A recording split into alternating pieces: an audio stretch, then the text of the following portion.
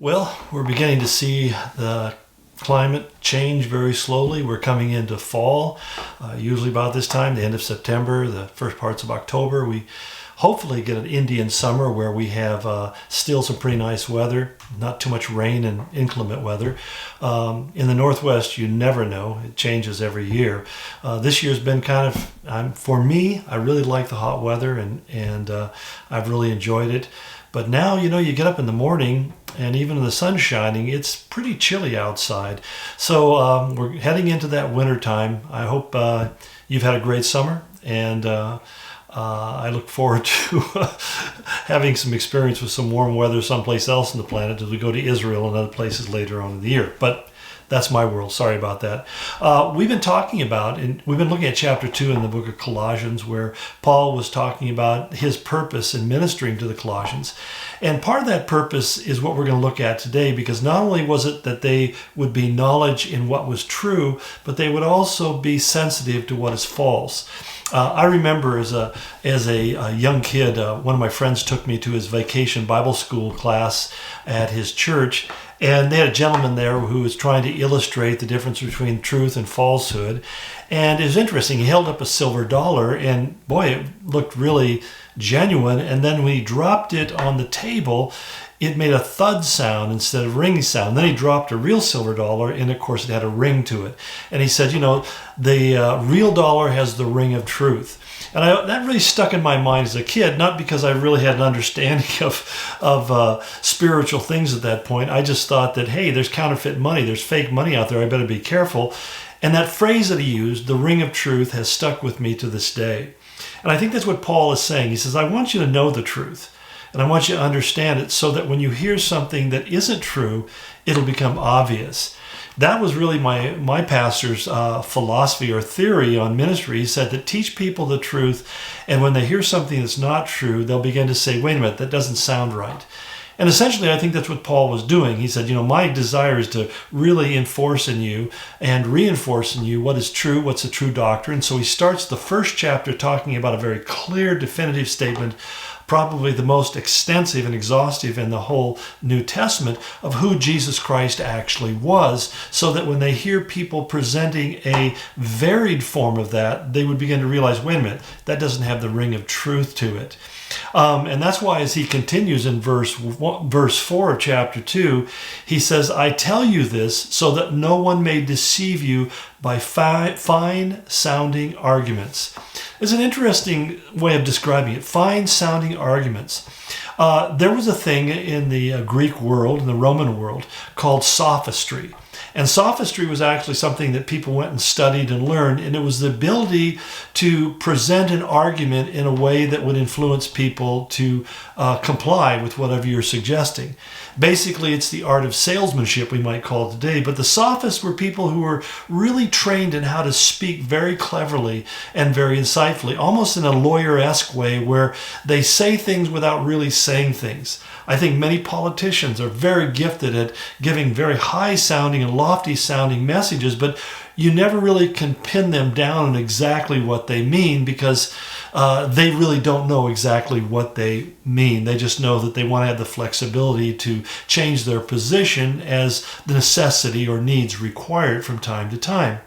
And so basically Paul was telling some very basic and simple people who weren't highly sophisticated, highly educated, to tell them that basically the Holy Spirit is going to give you the ability to recognize when something isn't true, even though it sounds really good.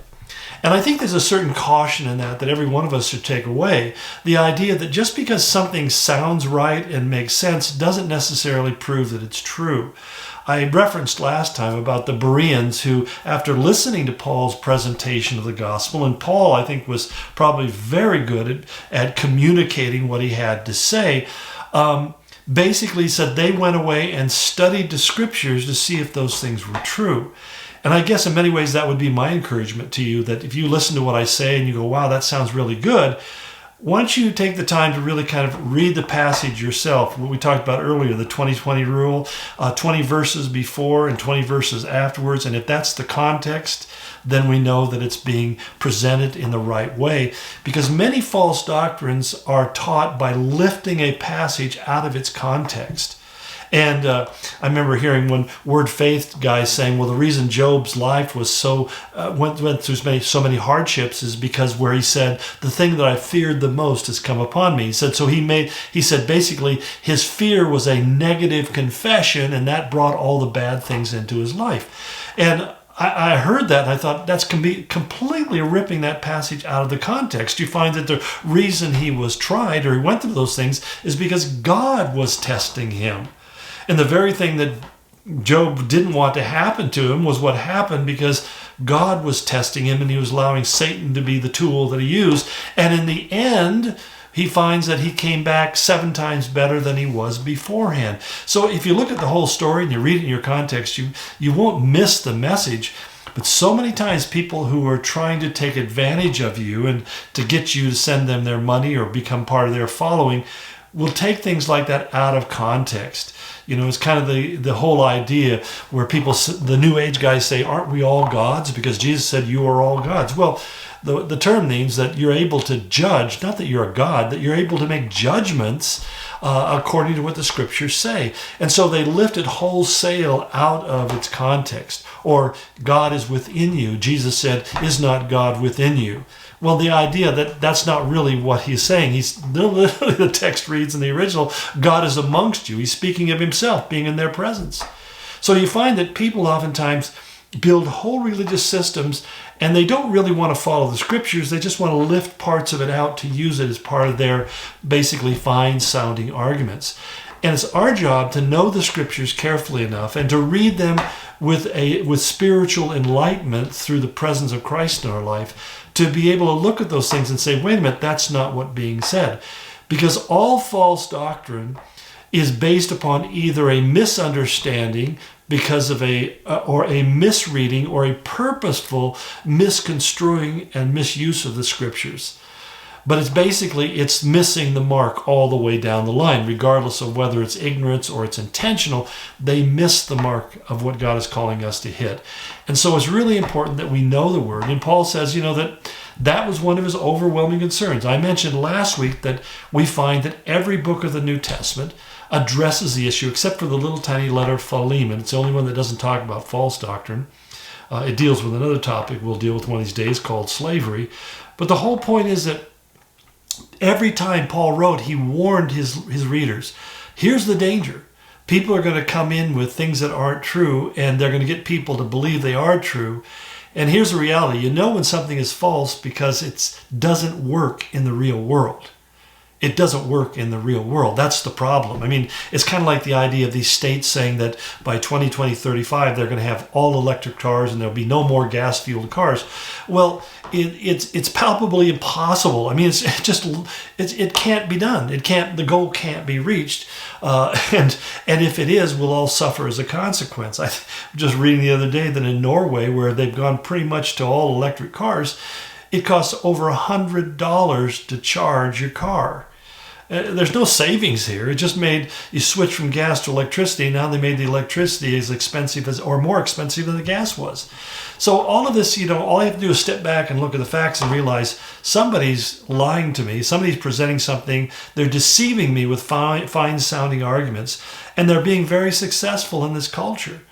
And that's basically what we find today, is that not only towards just the general culture and political and economic arguments that are being put out there, but spiritually speaking, people are being fed a bunch of tripe, if you will. I mean, it's one of those questions that oftentimes comes up. I found that something that came to my mind recently was the whole idea that Christians think that God owes them success. And many people are frustrated, or they feel like God failed them because they went through hardships and God didn't answer their prayers immediately. I just read that about the Britney Spears saying she's an atheist now because she lived for 13 years under this oppressive legal regime and God didn't deliver her from it, so therefore God doesn't exist. And I thought, what a brilliant argument well, anyway. The bottom line is that she went through hardships and she figured if God is there, he's all love and he wouldn't let me go through hardships. So since I went through a difficult time, instead of using that to draw close to the Lord, I used it to try to figure out how to be happy and satisfied. And it's the whole ethic of our culture. People are living for the pleasure and the satisfaction, the joy and the happiness of the moment, not realizing that the Bible talks extensively about suffering, hardships, persecution, about sad things that happen in our life. And we're supposed to cling to Christ through those things because in the end it will lead to great reward. Well, anyway, I'm out of time. I bloviated a little bit too much. Sorry about that. We'll pick this up tomorrow as we move on to verse 5. Blessings.